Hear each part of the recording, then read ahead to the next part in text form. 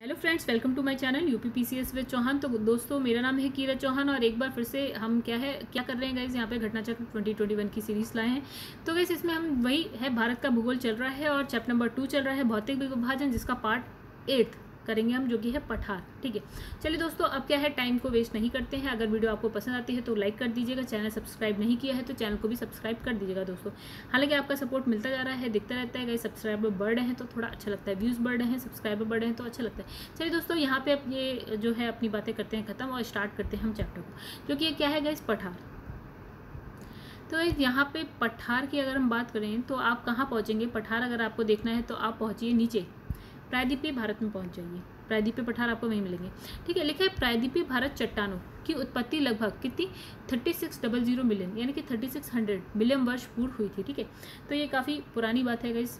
ठीक है, फिर लिखा है कार्बोनीफेरस युग के पहले यह गोंडवाना लैंड का एक भाग था। तो आप समझिए सबसे पुराना क्या था गाइस, गोंडवाना लैंड ही था। ठीक है, तो इसने कहा कार्बोनीफेरस युग से पहले गोंडवाना लैंड का ये भाग था। कार्बोनीफेरस युग के दौरान जो है आपका लिखा है दामोदर, सोन, महानदी, गोदावरी बेसिन में कोयले का निर्माण हुआ है। तो गाइज यहाँ पे जो अगर हम बात करें ना कि जो भारत में खनिजों की उत्पत्ति होती है, खनिज आपको कहाँ मिलेंगे, तो गाइज वो आपको मिलते हैं प्रायद्वीपीय पठार में सबसे ज़्यादा। ठीक है, तो वो देखिए यहाँ पे कौन कौन सा बेसिन लिखा है। यहाँ पे लिखा है दामोदर, सोन, महानदी और गोदावरी। ठीक है, तो यहाँ पे आपको क्या मिलेगा गाइज, ऐसे बहती हैं सारी रिवर्स। तो गाइज ऐसे है, दामोदर है आपकी, सोन है, महानदी है, गोदावरी इस तरह से आपकी बहती है। ठीक है, तो यहाँ पे आपको क्या मिलेगा गाइज, यहाँ कोयले का निर्माण, यहाँ पे क्या है, यहाँ की जो चट्टानें हैं उसमें कोयले का निर्माण हुआ है। जबकि जो आपका क्रिटेशियस युग के दौरान, तो अभी हमने कौन सी बात करी, कार्बोनीफेरस युग। कैसे ये सारे युग हम पढ़ेंगे, थोड़ा सा आसान हो जाएगा क्योंकि सारे युग एक साथ हम देख लेंगे तब। ठीक है, अभी फिलहाल है नहीं, तो अभी आप ऐसे ऐसे रट लीजिए ना, लेकिन बाद में आप जब पढ़ेंगे ना तो आपको ये कार्बोनीफेरस, क्रिटेशियस ये कुछ नया नहीं लगेगा। फिलहाल अभी लगेगा, बाद में नहीं लगेगा। ठीक है, तो कार्बोनीफेरस में हमने कोयले का निर्माण देख लिया। फिर हम क्रिटेशियस युग के दौरान क्या हुआ, अत्यधिक क्या होता है, ज्वालामुखी उद्गार से क्या होता है, क्या बना गाइस, यहाँ पे दक्कन ट्रैप का निर्माण हो जाता है। ठीक है, तो उस वाले में कोयले का निर्माण हुआ, यहाँ दक्कन ट्रैप का निर्माण हुआ और इसी काल में दक्कन के पठार पर क्या है, बसाल्ट निर्मित लावा। ठीक है, ज्वालामुखी के उद्गार से तो गाइस लावा शैल का ही निर्माण होगा, तो यहाँ पे लावा शैल का निर्माण हो गया। और दक्कन ट्रैप का जो निर्माण है वो है आपका 146 मिलियन वर्ष पूर्व। ठीक है, और अभी जो हमने कार्बोनीफेरस वाला देखा था गाइस, वो कितना था आपका 3600 मिलियन वर्ष पूर्व। ठीक है, और अभी वाला जो हमने देखा है गाइस, कौन सा, क्रिटेशियस वाला 146 मिलियन वर्ष पूर्व। ठीक है, तो पहले वाले में हमने कोयले का निर्माण देखा, दूसरे वाले में हमने दक्कन ट्रैप देखा, जब ज्वालामुखी उद्गार होता है तो लावा से निर्मित लावा शैल है ये। ठीक है, अब लिखिए प्रायद्वीपीय पठार में क्या है, चौड़ी छिछली घाटियाँ, गोलाकार पहाड़ियाँ हैं। ठीक है, ये सारी चीज़ आपको मिलेगी, घाटियाँ मिलेंगी, चौड़ी छिछली और गोलाकार पहाड़ियाँ मिलेंगी। तो इस पठार का के दो मुख्य भाग हैं।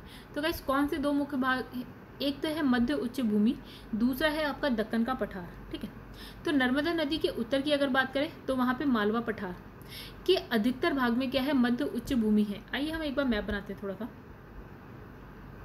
तो गाइस नर्मदा रिवर कुछ ऐसे करके फ्लो होती है। ठीक है, इसी के ऊपर है आपका क्या, मालवा का पठार। ठीक है, और यही इसका जो अधिकतर भाग क्या है, वो यही है मध्य उच्च भूमि, यानी कि ये वाली आप मान लीजिए। ठीक है, भारत का मैप आई होप ये आपको समझ में आ रहा है कि यह गुजरात है और फिर नीचे वाला पोर्शन है। ठीक है, तो इसने लिखा है मध्य उच्च भूमि पश्चिम में चौड़ी है और पूर्व में क्या है, सक्रिय हो गई। मतलब कुछ ऐसी होगी कि जैसे ये भारत का मैप है और ये नर्मदा रिवर है और ये कुछ इस तरह से होगी, कोई पश्चिम में चौड़ी होगी, ये ऐसे ही एग्जैक्टली नहीं है, मैंने बता दिया बस। पश्चिम में चौड़ी है और पूरब में क्या हो गई है, सक्रिय हो गई यानी कि पतली हो गई है। ठीक है, मध्य उच्च भूमि के पूर्वी विस्तार को स्थानीय रूप से क्या बोलते हैं गाइस, बुंदेलखंड और बघेलखंड के नाम से जाना जाता है। ये जब आप यहाँ आते हैं ना, जो आपका जैसे मध्य प्रदेश होता है, मध्य प्रदेश के ऊपर आपका उत्तर प्रदेश होता है, तो यहीं बीच में आपको मिलेगा बुंदेलखंड का एरिया और क्या, बघेलखंड का एरिया। गाइस इसके लिए प्लीज़ प्लीज़ प्लीज़ आप थोड़ा एटलीस्ट देखना सीख लीजिए। ठीक है, तो जैसे ये आपका गुजरात है, ये आपका महाराष्ट्र है, तो गाइस यहाँ पे आपको मध्य प्रदेश मिलेगा, यहाँ आपको उत्तर प्रदेश मिलेगा, ऐसा कुछ। ठीक है, तो आपको यहाँ पे मिलेगा बघेलखंड बुंदेलखंड का एरिया। अब लिखा है दामोदर नदी द्वारा अपवाहित क्या, छोटा नागपुर जो है मध्य उच्च भूमि का भाग है। तो गाइस वहीं पे आपको क्या मिलेगा, छोटा नागपुर का पठार भी मिलेगा। ठीक है दोस्तों, आगे बढ़ते हैं यहाँ पे। तो दोस्तों एक बार मैप देख लेते हैं हम लोग ने क्या बोला था। तो हमने ये बोला था कि नर्मदा नदी ऐसे फ्लो हो रही है, ठीक है, एग्जैक्ट ऐसे नहीं होती लेकिन होती ऐसी है। तो उसके उत्तर में आपको मिलेगा मालवा का पठार मिलेगा। और यहीं पे आपको देखिएगा इस क्या है, ये आपका पूरा महाराष्ट्र है, और यहाँ पे आपका ये वाला जो पोर्शन है गाइस, ये आपका है आपका मध्य प्रदेश है, और उसके ऊपर वाला है उत्तर प्रदेश। तो आपको जो है दोस्तों बघेलखंड बुंदेलखंड यहीं पे मिलेगा, ठीक है। और मतलब ये मध्य उच्च भूमि में बघेलखंड बुंदेलखंड का जो मध्य उच्च भूमि का जो पूर्वी भाग है वो यही है, ठीक है। उसके बाद इसने क्या बोला, छोटा नागपुर का पठार भी आपको यहीं पे मिलेगा, ठीक है। आप देख लीजिए ये किस किस राज्य में से हो, ये गाइस है आपका बिहार, थोड़ा सा ये वाला उत्तर प्रदेश आ जाता है, ये थोड़ा सा आपका एमपी आ जाता है, ये आपका है छत्तीसगढ़, और ये आपका है झारखंड, ठीक है। आई होप आपको इतना समझ में आ गया। और ये प्रायद्वीपीय पठार है गाइस, ये डॉटेड लाइन जो आपको दिख रही है ना, वो दिख रही है, वो आपकी पूरी की पूरी क्या है, प्रायद्वीपीय पठार है। आई होप आपको इतना समझ में आ गया। चलिए दोस्तों आगे पढ़ते हैं क्या लिखा है। तो इसने लिखा है छोटा नागपुर पठार का विस्तार जो है कहाँ है, झारखंड में के रांची, झारखंड में कहाँ है गाइस, तो झारखंड के रांची, हजारीबाग, संथाल परगना, पलामू, धनबाद, सिंहभूमि जिले और पश्चिम बंगाल के पुरुलिया जिले के इतने क्षेत्रफल में है, ठीक है। यानी कि कितना लिखा है, ये लिखा है 87,239 वर्ग क्षेत्रफल में है। और इस पठार में क्या है, विभिन्न ऊंचाइयों के पठार का क्रम मिलता है। मतलब जो पठार है गाइस, वो गाइस पठार क्या होते हैं, जब आप साउथ की तरफ जाते हैं तो भी आपको ऊंचे ऊंचे पहाड़ दिखेंगे, हालांकि उसको हम पर्वत नहीं बोल के पठार बोलते हैं, ठीक है। तो आपको विभिन्न ऊंचाइयों के पठार दिखेंगे, मतलब आप समझ लीजिए ऊंचे ऊंचे पहाड़ जैसे ही होते हैं, ठीक है, पठार भी। तो लेकिन वो क्या होते हैं गाइस, वो क्या होते हैं, उस पर चट्टानें होती हैं ऐसी जिसमें आपको खनिज ज़्यादा मिलेंगे, ना कि पेड़ पौधे, ठीक है। फिर लिखा है जो मध्य पश्चिमी भाग पर पाट भूमि स्थित है, जिसकी अधिकतम ऊंचाई कितनी है, 1100 मीटर है। तो गाइस ये भी 1 किलोमीटर से ऊपर हुई है, पहाड़ की तरह लगती है, बोलते हैं हम उसको क्या है, पठार है, ठीक है, प्लेट्यू बोलते हैं इंग्लिश में, ठीक है। तो लिखा है इस पठार की प्रत्येक दिशा में क्या है, सोपान मिलते हैं, सोपान। अब लिखा है छोटा नागपुर पठार जो हमने देखा अभी, जो झारखंड उत्तराखंड कह रहे हैं, झारखंड है, बिहार है, छत्तीसगढ़ है, मध्य प्रदेश है, आपका इन सब में फैला हुआ है। छोटा नागपुर का पठार के ढाल क्या है, तीव्र स्पार्कों के रूप में है, मतलब जो ढाल है ना वो तीव्र है। फिर लिखा है कि अतः ये एक क्या है, अग्र गंभीर है, ठीक है। और मध्य उच्च भूमि क्षेत्र में बहने वाली जो नदियां हैं ना गाइस, कौन कौन सी जो नदियां हैं वो मध्य उच्च भूमि में बहती हैं, तो वो है आपकी चंबल, सिंध, बेतवा, केन। ये दक्षिण पश्चिम से उत्तर पूर्व की तरफ बहती हैं। मतलब देखिए गाइस क्या है कि ये कुछ ऐसे बहती हैं, ये हो गया आपका ऐसे, देखिए ये वाला पोर्शन होता है आपका दक्षिण पश्चिम से उत्तर पूर्व की तरफ बहती हैं, ठीक है। चंबल, सिंध, बेतवा, केन की बात हो गई। तो इस प्रकार ये नदियां इस क्षेत्र के, तो इस क्षेत्र के ढाल को दर्शाती है। मतलब ये दर्शाती है कि जो पठार का ढाल है वो किस तरफ है, जिस तरफ ढाल होगा नदी उसी तरफ प्रवाहित होगी, ठीक है। मतलब इसने कुछ ऐसा कहा कि नदी आपकी जो चंबल है, सिंध है, बेतवा है, केन है, वो कुछ इस तरह से बह रही है, ठीक है। तो आगे बढ़ते हैं, लिखा है मालवा का पठार। नेक्स्ट हमारा क्या है, मालवा का पठार। तो गाइस कहाँ है मालवा का पठार, ये रहा आपका मालवा का पठार। तो लिखा है मालवा का पठार लगभग 530 किलोमीटर की लंबाई और जो है 390 किलोमीटर की चौड़ाई के साथ प्रायद्वीप के क्या लगभग 1,50,000 वर्ग किलोमीटर क्षेत्र में विस्तृत है। और इसकी उत्तरी सीमा जो है अरावली, दक्षिणी सीमा जो है विंध्य क्षेत्र, और जो पूर्वी है वो है बुंदेलखंड पठार से निर्मित है। मतलब इसने क्या कहा, जो मालवा का पठार है उसके पश्चिमी क्षेत्र में अरावली, उसके दक्षिण में है विंध्य जो पर्वत है, आपने देखा होगा मैप में विंध्य पर्वत, और यहाँ पे है आपका बुंदेलखंड, बघेलखंड। तो इससे ये निर्मित है, इसके चारों तरफ की बात हो गई। अब लिखा है दक्कन का पठार। आइए देखिए यहाँ पे दक्कन का पठार कहाँ है गाइस। तो गाइस दक्कन दंडकर्ण, तो ये रहा दक्कन का पठार। चलिए तो गाइस यहाँ पे कहीं है आपका दक्कन का पठार, आइए थोड़ा देख लेते हैं। दक्कन का पठार क्या है, त्रिभुजाकार भूभाग है, ठीक है, जो नर्मदा नदी के दक्षिण में स्थित है। कहाँ पे है, नर्मदा नदी के दक्षिण में, और इसके उत्तर में चौड़े आधार वाली सतपुड़ा जो है श्रृंखला है, जबकि महादेव, कैमूर, मैकाल श्रृंखलाएं इसके पूर्वी विस्तार को प्रदर्शित करती है। और दक्कन ट्रैक्ट में जो है काली मृदा पाई जाती है, जिसका निर्माण, चलिए तो इसने क्या बोला। तो गाइस यहाँ पे जो ये लिखा है ना दक्कन का पठार, ये थोड़ा सा गड़बड़ है।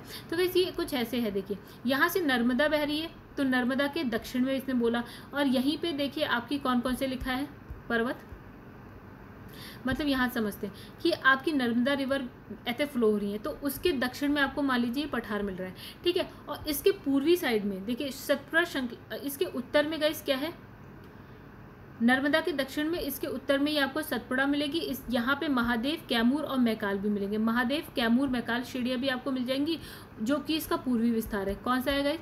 महादेव, कैमूर और मैकाल श्रेणी आपको पूर्व में मिल जाएगी। और दक्कन ट्रैप में क्या मिलती है आपको? काली मृदा पाई जाती है, जिसका निर्माण किससे होता है गाइस? काली मृदा क्या है? जब ज्वालामुखी उद्गार होता है उसकी वजह से लावा की वजह से आप कह सकते हैं कि काली मृदा पाई जाती है। ठीक है, तो बेसाल्ट लावा के अपक्षयन या अपर्दन के फलस्वरूप होता है। अपक्षयन अपर्दन मतलब क्या होता है? चट्टानें टूट टूट कर बिखरने लगती हैं। ठीक है, तो उसका क्या होता है? अपर्दन हो जाता है, हवा के द्वारा बह जाती हैं, जल के द्वारा बह जाती हैं, अपर्दन हो जाता है, अपक्षयन हो जाता है। अपक्षयन मतलब टूटना फूटना, और अपर्दन का मतलब होता है गायब भी हो जाना, मतलब वहाँ से जो छोटे छोटे टुकड़े उकड़े हैं कहीं बह जाएंगे, चाहे हवा के संग चाहे नदी के साथ। ठीक है, तो इसने कहा किस क्या होता है? बेसाल्ट लावा के अपक्षयन अपर्दन से बना है। ठीक है, काली मृदा वाला क्षेत्र जो है आपका दक्कन ट्रैप। अब लिखा है अरावली की जो पहाड़ियाँ प्रायद्वीपीय पठार के उत्तर पश्चिम किनारे पर स्थित है। ठीक है, हमने अरावली की पहाड़ी कहाँ है एक बार इस मैप में देख लेते हैं गाइस। तो ये पूरा प्रायद्वीपीय भारत है, उसका ये जो उत्तर पश्चिम वाला क्षेत्र है यहाँ पे है अरावली की पहाड़ी। लिखा है ये बहुत अधिक खंडित और क्या है? अपर्दित है, मतलब टूटी फूटी है ये। तो प्रायद्वीपीय पठार का एक भाग जो है उत्तर पूर्व में पाया जाता है। उत्तर पूर्व में कौन सा है? देखिए, जो प्रायद्वीपीय पठार का एक भाग जो है ना टूट के अलग हो गया, और वो क्या है? नॉर्थ ईस्ट में चला गया। नॉर्थ ईस्ट में कहाँ पहुँच गया गाइस? हम देखते हैं एक बार। ये पहुँच गया यहाँ मेघालय पठार। ठीक है, मतलब यही पूरा प्रायद्वीपीय पठार है, उसका एक भाग कूद के यहाँ पहुँच गया है। चलिए, तो मेघालय पठार जो है इसने लिखा है कि लिखा है स्थानीय रूप से मेघालय पठार, कार्बी एंगलोर पठार और उच्च कचार पठार के नाम से जाना जाता है। और ये क्या है? भ्रंशन के कारण जो है प्रायद्वीपीय भाग से मालदा गैप द्वारा पृथक हो गया है। तो गाइस मालदा गैप किसको बोलते हैं? जो इन दोनों पठारों के बीच में है ना गाइस, वो ये भ्रंशन की वजह से यहाँ पे मालदा गैप बन गया और इससे ये पृथक हो गया है प्रायद्वीपीय पठार से। ठीक है, उसके बाद क्या लिखा है? यहाँ पे लिखा है मालदा गैप। तो लिखा है मालदा गैप जो है पश्चिम बंगाल, मेघालय व कर्बी एंगलोर पठार के छोटा नागपुर पठार से अलग है। मतलब मालदा गैप जो है, मालदा गैप और मेघालय पठार को छोटा नागपुर से अलग कर देता है। देखिएगा इस, तो मालदा गैप यहाँ पे मान लीजिए, मेघालय पठार ये हो गया, छोटा नागपुर का पठार आपका ये हो गया। फिर आगे बढ़ते हैं। लिखा है कि जो आपका मेघालय पठार है, जो कि कहाँ पे है? मेघालय पठार के 3 महत्वपूर्ण पहाड़ियाँ हैं। कौन कौन सी है गाइस? ये सीरीज याद रखिएगा। सबसे पहले आती है गारो, फिर उसके बाद पहाड़ी आती है खासी, फिर आती है जयंतिया। तो गारो, खासी और जयंतिया होती है। अब लिखा है भुवन पहाड़ियाँ जो है मिजो हिल का भाग है। तो मिजोरम, तो मिजो हिल का भाग कौन सी है? आपकी भुवन पहाड़ियाँ। फिर मिजो हिल कहाँ है गाइस? मिजोरम में है। आइए देखिए मिजोरम कहाँ पे है। तो ये रहा आपका मिजोरम। ठीक है, तो यहीं पे है। आगे बढ़ते हैं। फिर नेक्स्ट हमारा क्या लिखा है यहाँ पे? लिखा है दंडकारण्य क्षेत्र जो है उड़ीसा, छत्तीसगढ़, आंध्र प्रदेश, विशाखापट्टनम और जो है आपका श्रीकाकुलम जिले के 89,078 वर्ग किलोमीटर में फैला हुआ है। कौन सा? दंडकारण्यक। तो कहाँ है? उड़ीसा, छत्तीसगढ़ और कहाँ पे दोस्तों? आंध्र प्रदेश। तो दंडकारण्यक देख लेते हैं। तो गाइस आपका उड़ीसा क्या है? ये वाला है उड़ीसा। ठीक है, और ये आपका छत्तीसगढ़ है और ये आपका आंध्र प्रदेश है। तो उसके बीच में है आपका ये दंडकारण्यक। चलिए दोस्तों आगे बढ़ते हैं यहाँ पे। फिर लिखा है कि इस क्षेत्र के पूर्व से पश्चिम, मतलब यहाँ से यहाँ पूर्व से पश्चिम तक जो है विस्तार लगभग कितना है? 480 किलोमीटर का है। और उत्तर से दक्षिण का विस्तार जो है वो है 320 किलोमीटर का। ठीक है दोस्तों आगे बढ़ते हैं। चलिए, तो यहाँ से हो जाते हैं क्वेश्चन स्टार्ट। लिखा भारत के दक्कन के पठार का बेसाल्ट निर्मित लावा शेल का निर्माण हुआ। ठीक है, इसमें लिखा है कौन से युग में हुआ। तो गाइस जो आपका हुआ था ना वो हुआ था आपका क्रिटेशियस युग में। तो गाइस यहाँ देखिए लिखा है कार्बोनिफेरस युग के क्रिटेशियस। तो यहाँ लिखा है कार्बोनिफेरस युग के दौरान दामोदर, सोन, महानदी, गोदावरी बेसिन में कोयले का निर्माण हुआ। जबकि क्रिटेशियस युग की अगर हम बात करें तो वहाँ पे क्या होता है? अत्यधिक ज्वालामुखी उद्गार होता है, जिसकी वजह से क्या बनता है? दक्कन ट्रैप का निर्माण होता है। और दक्कन ट्रैप के पठार पर क्या बेसाल्ट निर्मित लावा सेल का निर्माण हुआ। दक्कन ट्रैप का जो है निर्माण लगभग कितने वर्ष पूर्व होता है? तो वो होता है 146 मिलियन वर्ष पूर्व होता है। लिखा है मेघालय का पठार भाग है। किसका भाग है गाइस? आपका प्रायद्वीपीय पठार का ही भाग है, जो मालदा गैप से अलग होकर अलग से मेघालय में पहुंच चुका है। ठीक है, तो भ्रंशन, इसने लिखा भ्रंशन के कारण क्या है? प्रायद्वीपीय भाग से मालदा गैप द्वारा जो है पृथक हो गया है। फिर लिखा है भारत के अतिरिक्त प्रायद्वीपीय पर्वत जो है निर्मित हुआ है। तो कहाँ पे? तो यहाँ पे लिखा है पैलियोजोइक महाकल्प में। फिर गैस यहाँ लिखा है छोटा नागपुर पठार का सर्वाधिक घना बसा जिला धनबाद क्यों है। गैस यहाँ पे क्यों है धनबाद, बिकॉज इसके कारण है क्योंकि यहाँ पे जो है आपका उत्खनन जो उद्योग है उसका विकास और औद्योगिकरण बहुत ज़्यादा हुआ है। धनबाद कहाँ है गैस, झारखंड में, ठीक है। तो इसे लिखा है जो धनबाद है ना वो आपका कोयला खनन और औद्योगिक संस्थान, हम देखते हैं प्रायद्वीपीय पठार में क्या है आपके जो है खनिज बहुत ज़्यादा मात्रा में मिलते हैं। तो यहाँ पे लिखा है धनबाद जो है कोयला खनन और औद्योगिक संस्थापन के लिए जाना जाता है और धनबाद में जो है लाल मिट्टी व्यापक क्षेत्र में पाई गई है। कौन सी मिट्टी है, लाल मिट्टी। मिट्टियों के बारे में भी दोस्तों हम पढ़ेंगे, ठीक है। इसने लिखा है जो कृषि के लिए उपयोगी नहीं होती है। अब यहाँ पे देखिए क्या लिखा है, मतलब जो प्रायद्वीपीय पठार है वहाँ की मिट्टियाँ जो है अधिकतर जो है कहीं कहीं, जैसे आप जब ये आपका झारखंड वाला और इस बिहार के साउथ बिहार में आपका, ठीक है, और एमपी का भी आप ले लें कुछ भाग, तो इसमें क्या है बहुत ज़्यादा कृषि नहीं होती है, ठीक है। तो इसने बोला क्योंकि यहाँ पे क्या होता है, लोहा होता है, अब कोयला है, लोहा है, अब्रक है, तांबा इत्यादि पाया जाता है जाना, इसका मतलब इन सब चीज़ों के पाए जाने क्या जनसंख्या, इसकी वजह से क्या है वहाँ पे जनसंख्या के संकेंद्रण का क्या है कारण नहीं हो पाता, ठीक है। जनसंख्या के संकेंद्रण का कारण नहीं हो पाता। ये सारी चीज़ें अगर कृषि वहाँ होती तो लोग ज़्यादा होते। अब वहाँ पे बंजर भूमि टाइप है गाइस, वहाँ पे क्या है आपको सिर्फ चट्टानें मिलेंगी, तो लोग वहाँ कैसे पहुँचेंगे। हाँ, सिर्फ आर्थिक कारणों की वजह से पहुँच सकते हैं, बाकी तो मुझे नहीं लगता वहाँ पहुँचना कोई समझदारी भी है। तो इस आगे बढ़ते हैं, देखिए क्या लिखा है नेक्स्ट। तो लिखा है छोटा नागपुर पठार एक क्या है अग्र गंभीर, मतलब छोटा नागपुर पठार के विभिन्न ऊंचाइयों के पठारों का क्रम मिलता है और मध्य पश्चिमी भाग पर पाट भूमि स्थित है। इसकी अधिकतम ऊंचाई कितनी है गाइस, 1100 मीटर है और इस पठार के प्रत्येक दिशा में सोपान मिलते हैं, ठीक है। और पठार में ढाल तीव्र इस कारपों के रूप में पाई जाती है और ये क्या है एक अग्र गंभीर है, ठीक है। गाइस यहाँ पे जो ये क्वेश्चन है ना, अगर आप इसका बता सकते हैं तो ठीक है। ABCD आपको बताना है कि यहाँ पे क्या क्या है। जैसे यहाँ पे लिखा है आपका रिफ्ट घाटी क्षेत्र है A में, और फिर लिखा है यहाँ पे छत्तीसगढ़ मैदान है और वर्षा छाया क्षेत्र है और छोटा नागपुर पठार। तो आपको बताना है कि कौन सा कहाँ पे। तो इसका हम थोड़ा बहुत तो बता सकते हैं, जैसे कि आपका जो वर्षा छाया क्षेत्र है वो आपका D हो सकता है, ठीक है। तो D जो है आपका वर्षा छाया क्षेत्र है, यानी कि आपका आंसर देखिए ये हो सकता है आंसर, ये वर्षा छाया क्षेत्र आपका D हो सकता है। और सिर्फ जो आपका A है गाइस वो रिफ्ट वैली हो सकता है, क्योंकि हम जानते हैं कि नर्मदा और तापी जो है रिफ्ट वैली से होकर गुजरती है। और ये हो गया वर्षा छाया क्षेत्र। और गाइस उसके बाद दो और हैं यहाँ पे, एक हो गया आपका, एक लिखा है छत्तीसगढ़ मैदान और दूसरा लिखा है आपका छोटा नागपुर, ठीक है। तो छोटा नागपुर गाइस कहाँ पे है, झारखंड में, और छत्तीसगढ़ आपका कहाँ है, छत्तीसगढ़ में ऑब्वियसली। तो दोस्तों यहाँ पे कुछ इस तरह से है, जो पहला वाला है वो आपका है नर्मदा तापी रिफ्ट घाटी क्षेत्र है, फिर उसके बाद है छत्तीसगढ़ का मैदान है, फिर छोटा नागपुर पठार है, और उसके बाद ये पश्चिमी घाट के पूरब में जो है वृष्टि छाया क्षेत्र। तो गाइस अगर आपको थोड़ा बहुत भी ज्योग्राफी के बारे में आइडिया है तो आप इसका आंसर बता सकते हैं, ठीक है। बाकी तो गाइस चलिए आगे बढ़ते हैं। ओके, यहाँ एक क्वेश्चन है, लिखा है कि अरावली एवं विंध्य श्रृंखलाओं के मध्य कौन सा पठार स्थित है, ठीक है।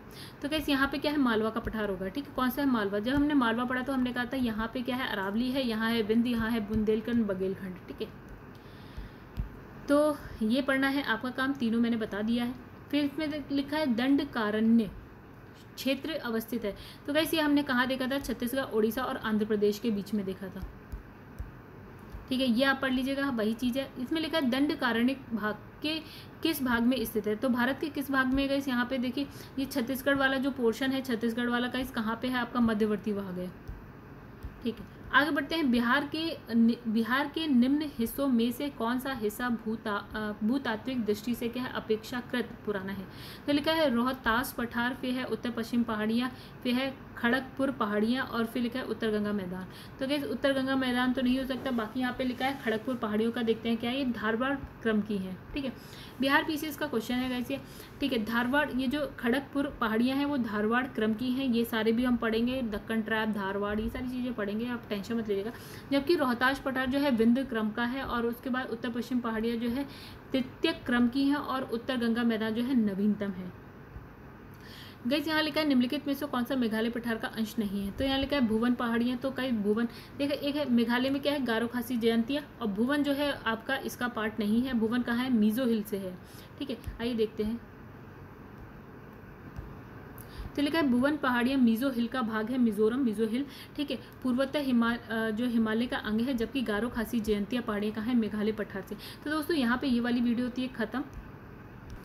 तो गाइस अगर आपको वीडियो पसंद आई है तो प्लीज़ वीडियो को लाइक करिएगा। अगर आपको थोड़ा बहुत भी समझ में आया या कुछ कमेंट करना है तो गाइस कमेंट करिएगा, और अगर वीडियो पसंद आई तो वीडियो को शेयर करिएगा। अगर आपने चैनल को अभी तक सब्सक्राइब नहीं किया है तो कर लीजिएगा गाइस, आपके सपोर्ट की ज़रूरत है। तो गाइस मेरे जो चैनल है उसका नाम है #UPPCS विद चौहान। तो दोस्तों यहाँ पे इस वीडियो को करते हैं ख़त्म और नेक्स्ट वीडियो में आते हैं अपने नेक्स्ट पार्ट के साथ। तब तक के लिए गाइस धन्यवाद।